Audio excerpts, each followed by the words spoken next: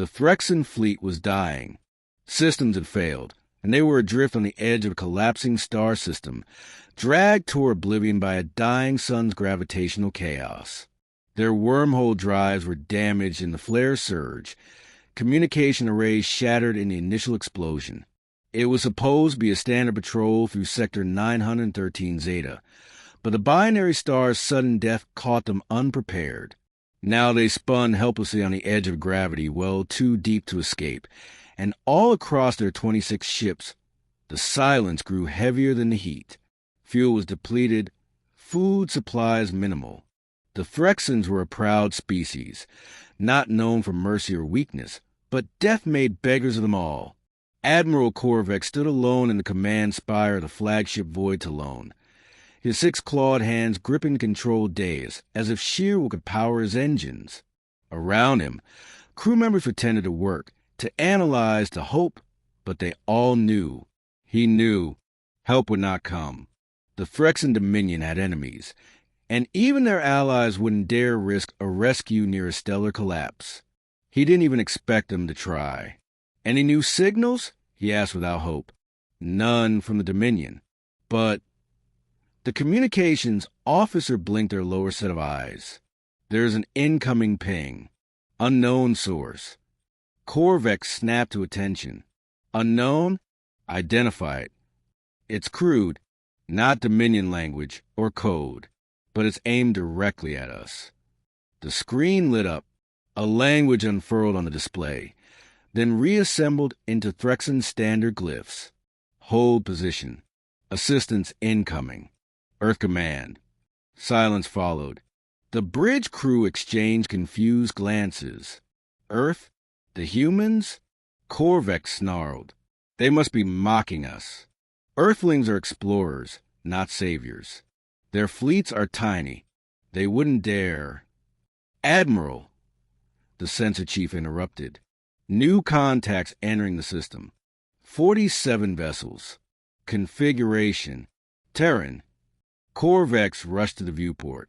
One by one, they emerged from hyperspace, skimming just beyond the pull of the dying star, their heat shields glowing, hulls glinting like knives. The largest bore the name UNS Resolute, its hull scarred, bristling with support drones and gravity anchors.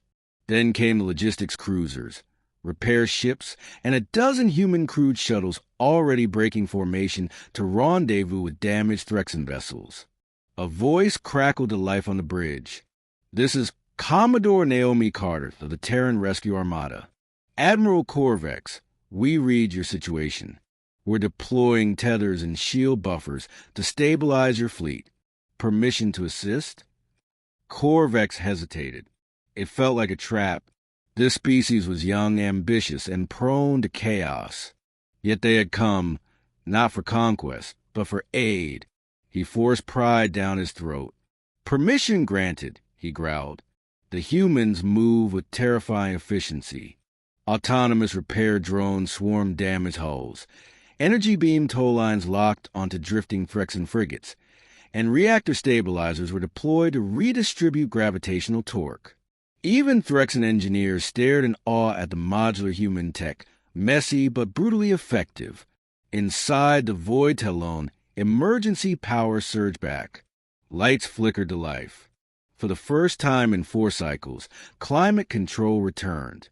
And food, real palatable food, was delivered in sealed containers bearing the Earth Union's sigil and strange labels like beef stew, vegetable protein slurry, and Oreos.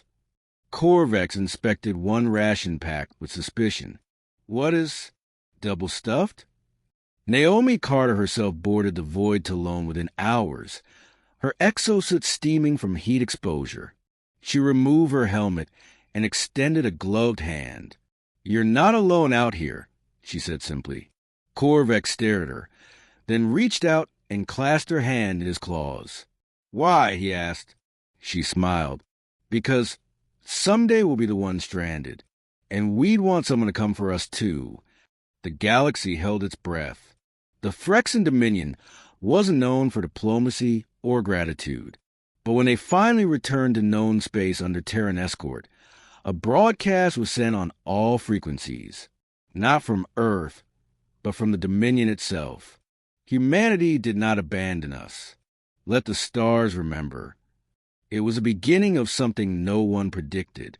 In the following months, sectors once divided by suspicion saw unprecedented cooperation. Threxan warships and Terran cruisers patrolled together. Engineers exchanged designs. Younglings from both species enrolled in the same academies.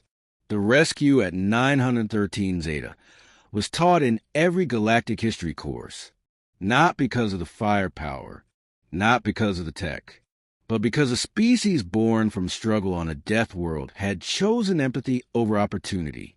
They hadn't come to conquer. They came to help. And for the first time in the galaxy's long, cold memory, someone had,